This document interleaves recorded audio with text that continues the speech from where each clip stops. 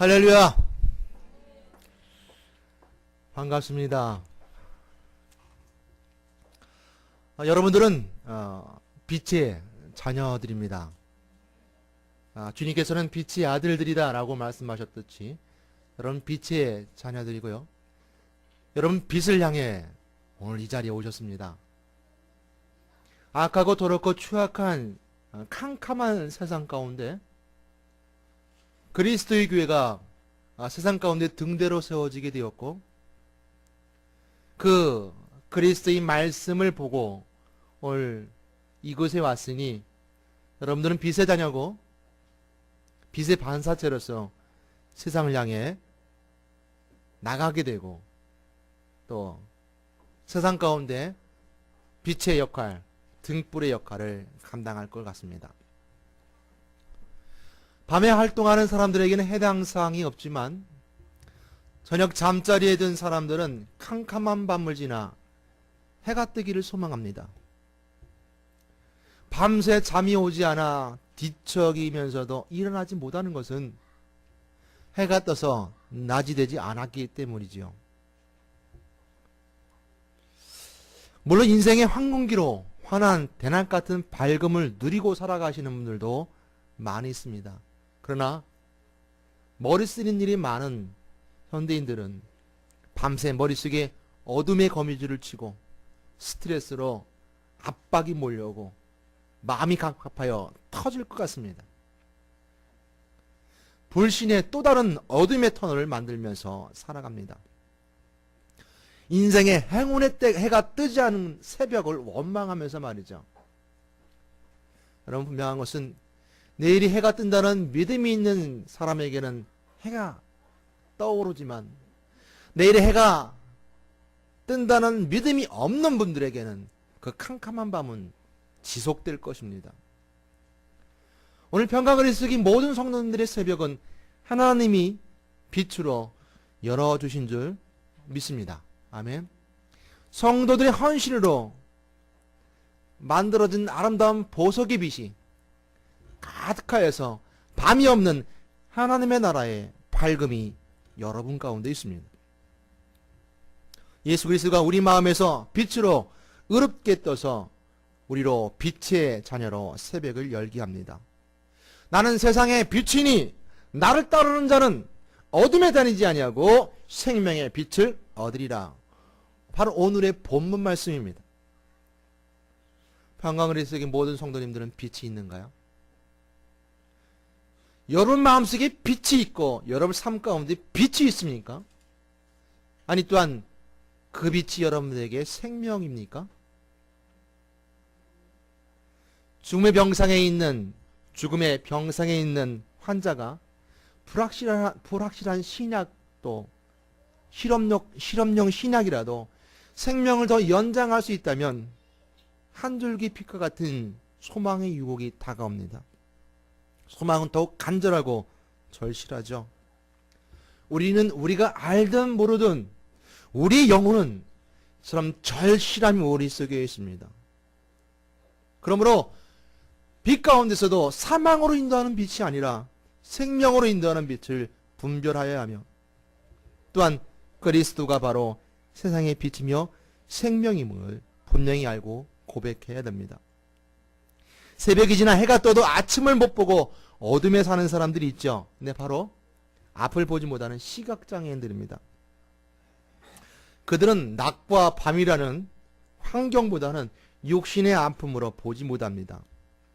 그래서 시각장애인들은 유도선이라든지 지팡이라든지 유도견이라든지 이런 것을 통해서 생활에 불편하지 않게 합니다. 육신의 시각장애인을 영에 소경된 자로서 그 비유로 불신자들로 예로 든다면 불신자들은 영의 소경입니다.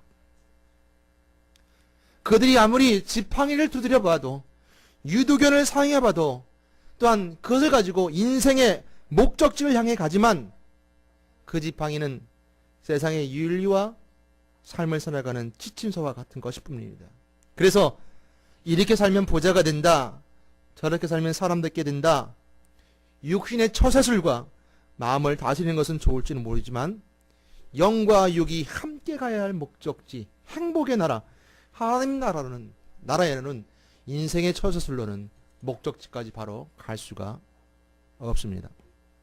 그러므로 육신의 시각장애인보다 더욱 심각한 것은 영의 소경입니다. 영의 소경인 사람들에게 하나님은 손을 내밀어 직접 붙잡아 주셔야 합니다. 성령이 우리의 영과 함께 하여 주셔서 우리가 하나님의 손을 잡게 재촉하십니다.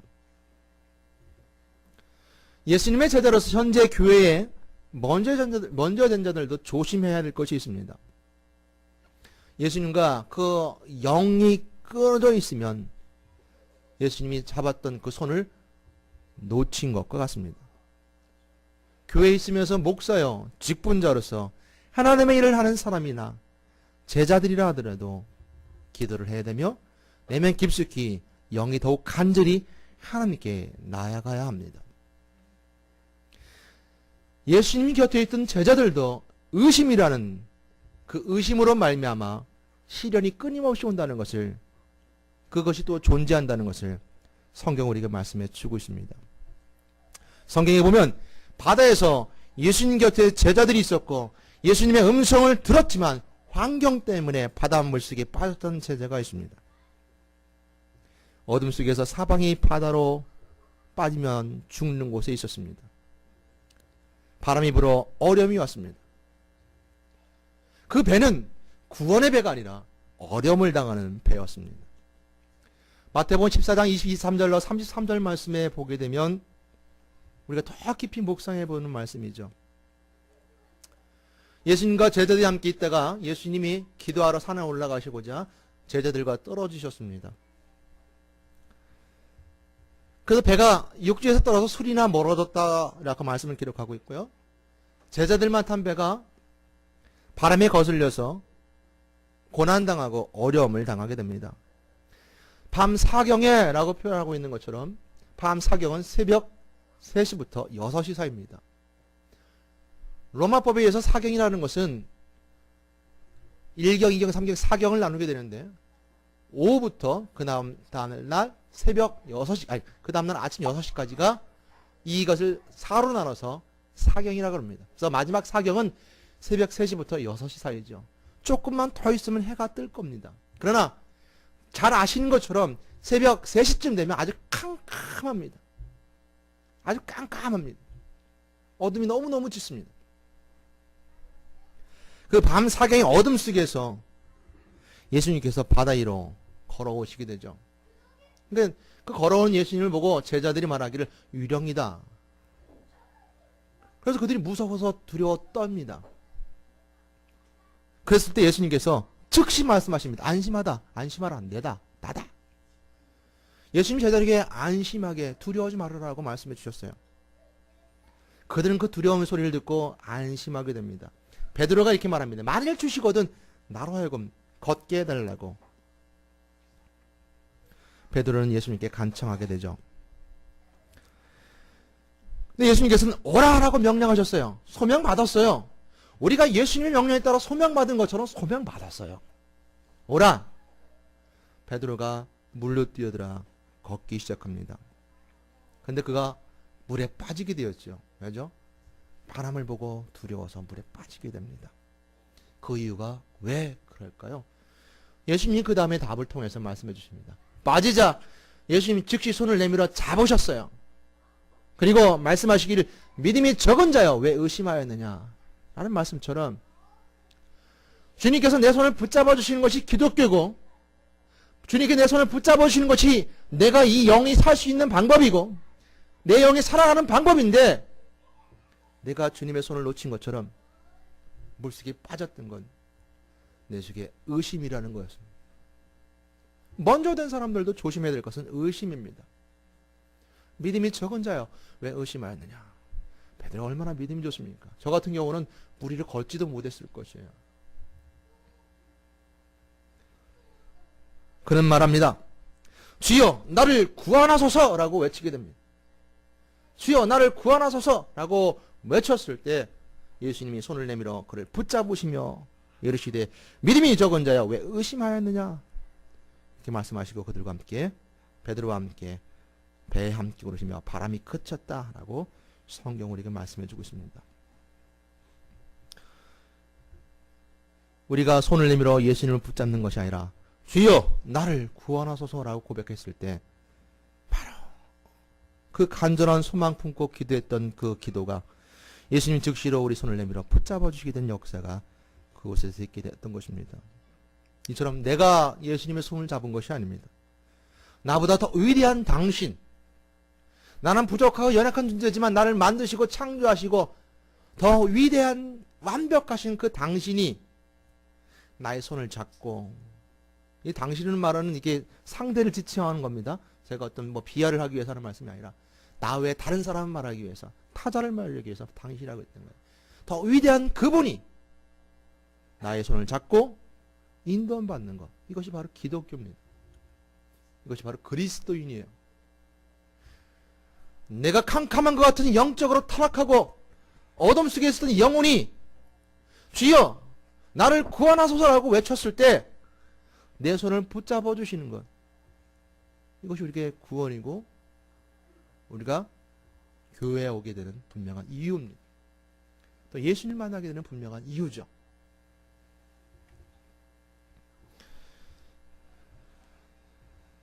우린 복음성가 중에 이런 복음성가가 있습니다. 잘하는 거죠. 어두운 밤에 캄캄한 밤에 새벽을 찾아 떠난다. 같이 해볼까요?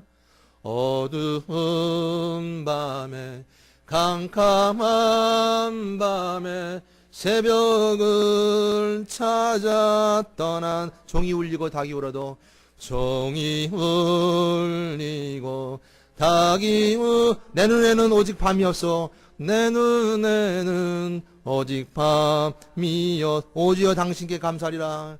오주여 당신께 감사하. 실로암 내게 주심을, 실로암 내게 주심을. 나에게 영원한 사랑 속에서, 나에게 영원한 사랑 속에서 떠나지 않게 하소서. 오늘 그 보험성가에 담겨져 있는 내용은 그겁니다. 어둡습니다. 캄캄합니다.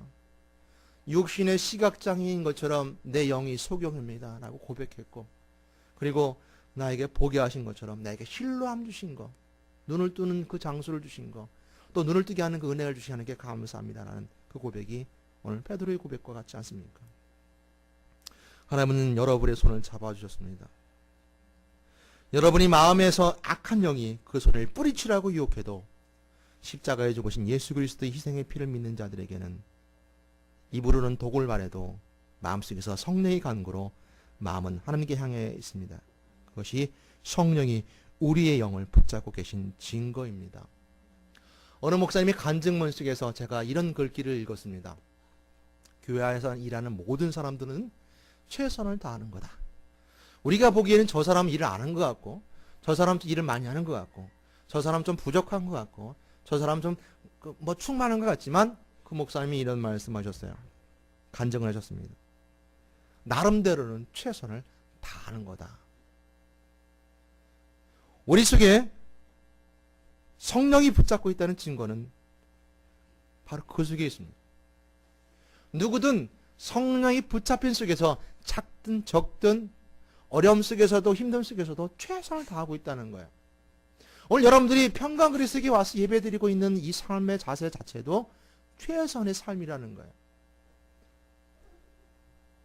또한 모두가 최선을 다하고 있다는 것이죠. 저는 그거에 감사합니다. 너무너무 감사합니다. 더 간절히 더 바랄 것은 더 성장해서 더 많이 붙잡힌 바 되어서 성령의 역사하심 속에 있음을 통해서 더 창성한 분량까지 자라고, 힘들더라도 다시 한번 오뚜기처럼 우뚝 설 수 있는 신앙이 되기를 간절히 소망하지만, 또한 마찬가지로 연약하고 부족해도 그 삶 가운데는 최선을 다하고 있어요. 그것은 바로 여러분 마음속에 성령이 여러분들을 붙잡고 있다는 증거가 바로 그곳에 있게 되고, 오늘 이 자리에 오게 된 분명한 증거가 바로 그곳에 있게 됩니다. 우리가 볼 수 있는 것은, 오늘 두 번째 볼 수 있는 것은 예수님은 자신을 세상의 빛이라고 하셨습니다. 빛은 생명입니다. 곧 그리스도이죠. 빛이 없으면 식물은 자라지 못하고 모든 생물은 썩어집니다. 빛이 없으면 춥습니다. 빛은 모든 생물에게 꼭 필요한 조건이요. 빛이신 그리스도는 인간의 영혼의 생명이요 필요입니다.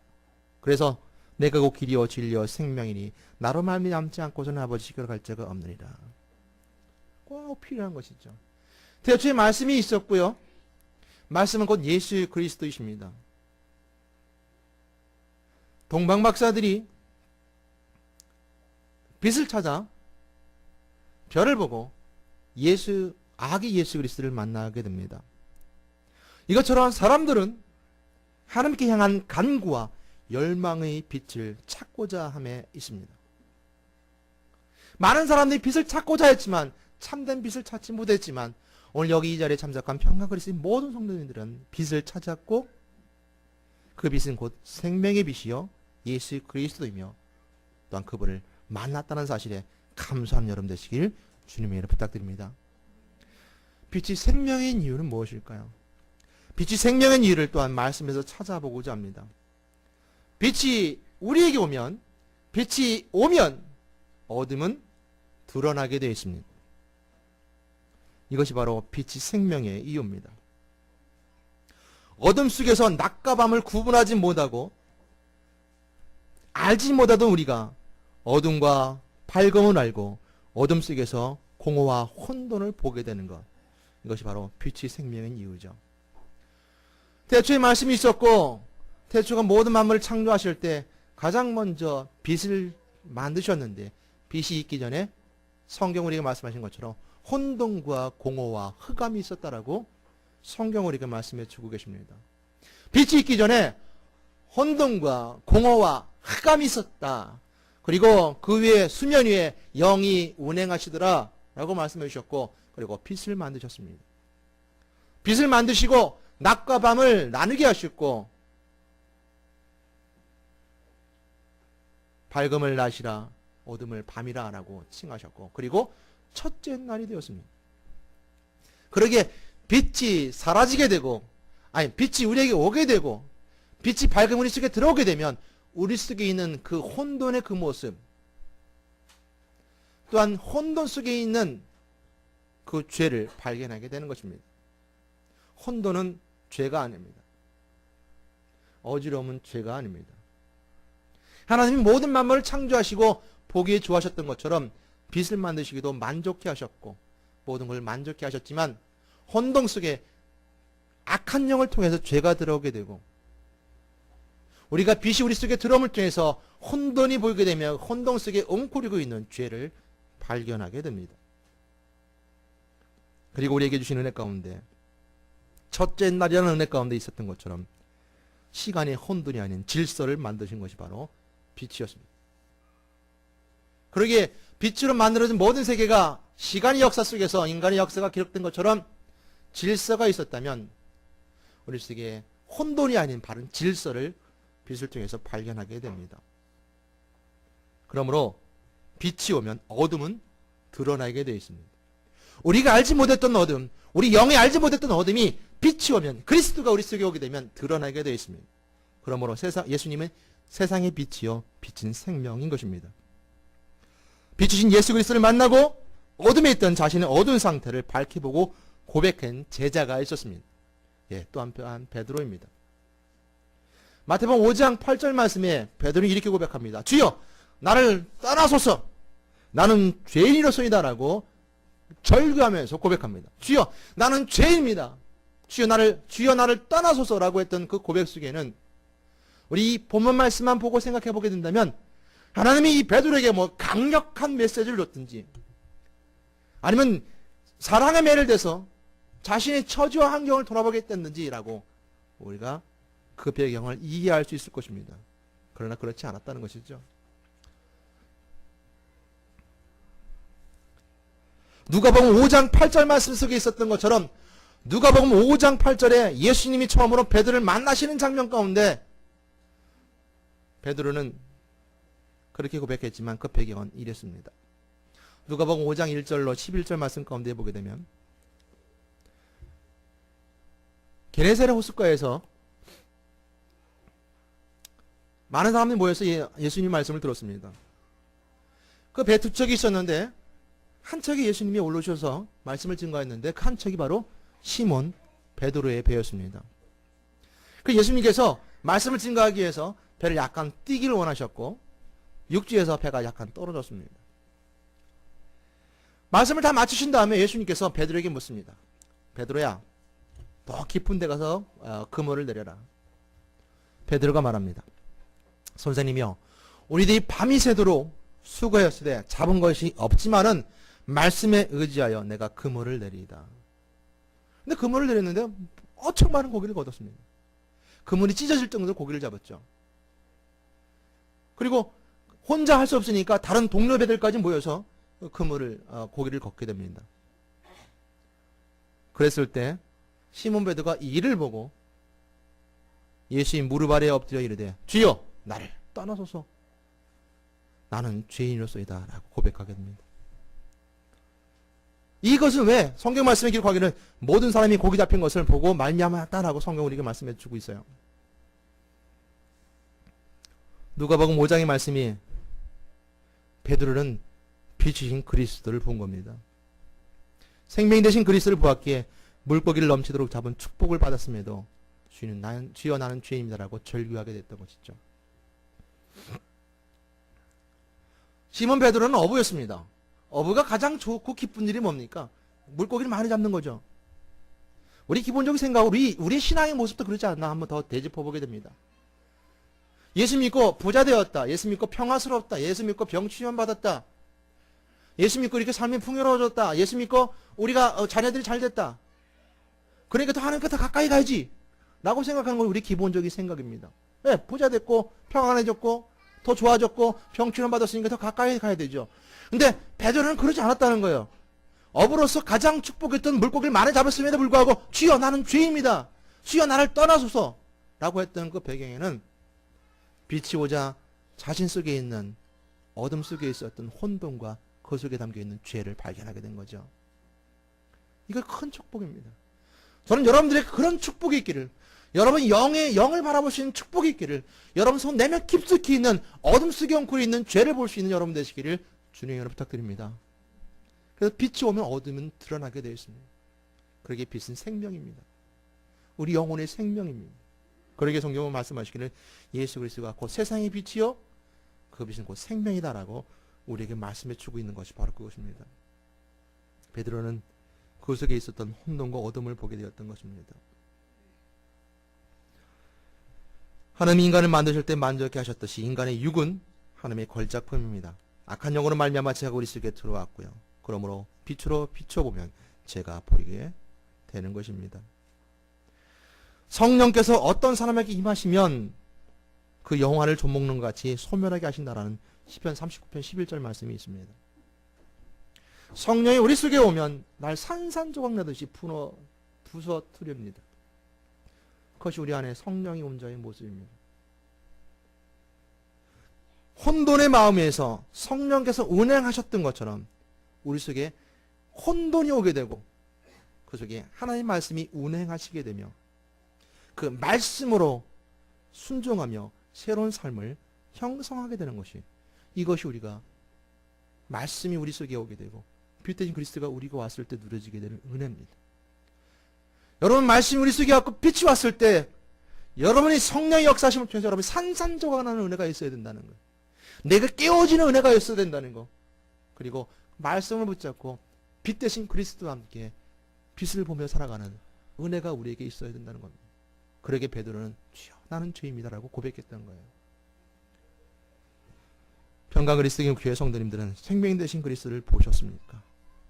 베드로처럼 주여 나는 죄인입니다라고 절규하며 고백했습니까? 그러셨다면 빛이신 예수 그리스도를 보고 만나신 것입니다.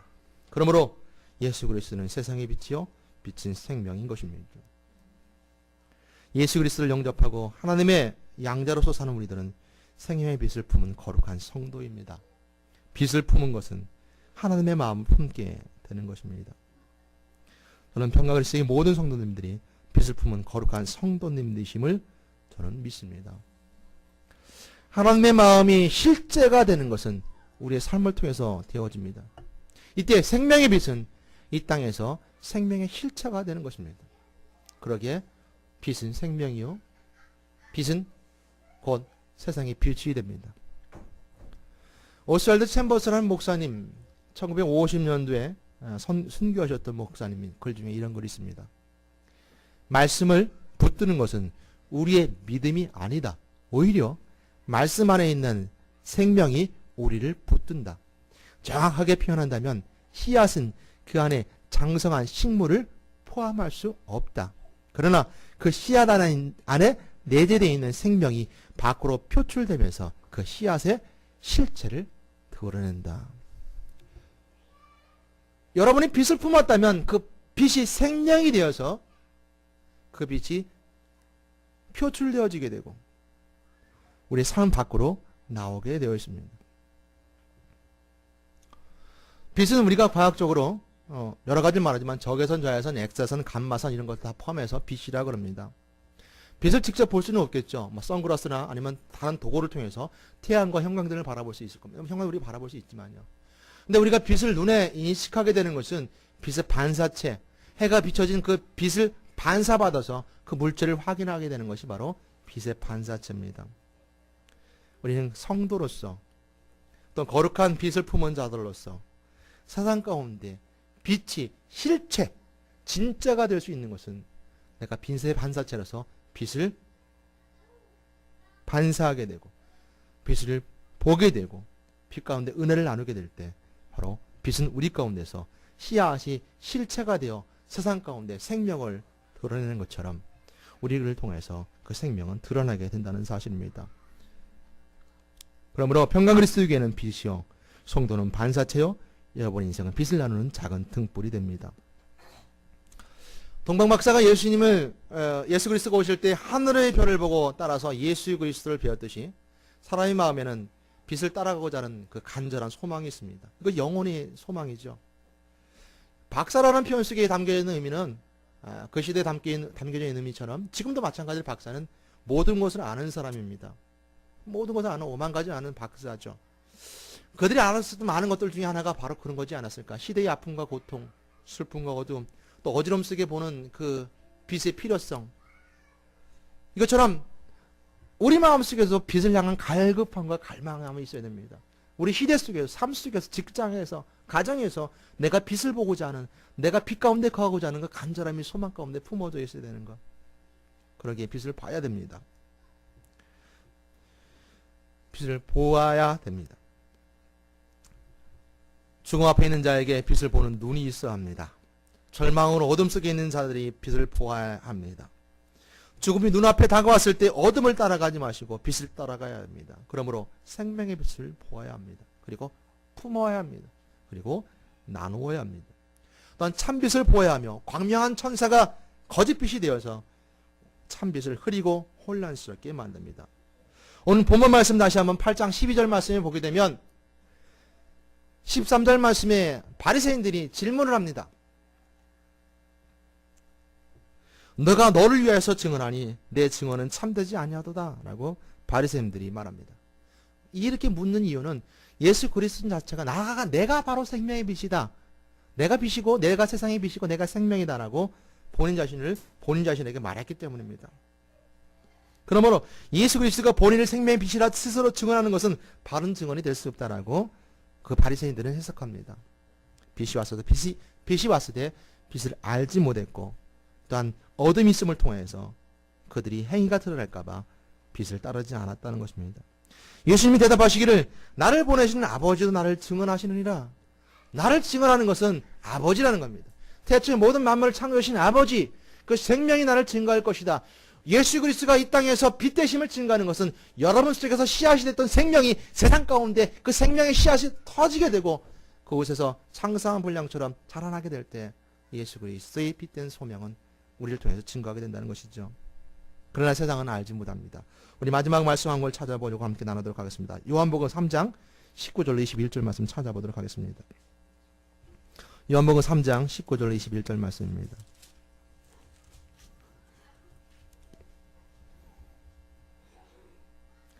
요한복음 3장 19절 21절 말씀 한 목소리로 함께 읽도록 자신 줄 알고 함께 읽겠습니다. 시작. 그 죄는 정죄는 이것이니 곧 빛이 세상에 왔을 때 사람들이 자기 행위가 악함으로 빛보다 어둠을 더 사랑한 것이니라. 악을 행하는 자마다 빛을 미워하여 빛으로 오지 아니하나니 이는 그 행위가 드러날까 함이요. 진리를 따르는 자는 빛으로 오나니 이는 그 행위가 하나님 안에서 행한 것임을 나타내려 함이라 하시니라. 아멘. 결론을 말씀드립니다. 여러분, 첫 번째, 빛을 간구하십시오. 소망하십시오. 갈급하게 찾으십시오. 또한 그리스도는 생명의 빛입니다. 그 빛만 따라가십시오. 거짓의 빛, 잘못된 빛, 유혹하는 빛을 따라가지 마시고 생명의 빛을 따라가십시오. 그리고 보고 품고 나누시는 여러분 되시기를 주님의 이름으로 부탁드립니다.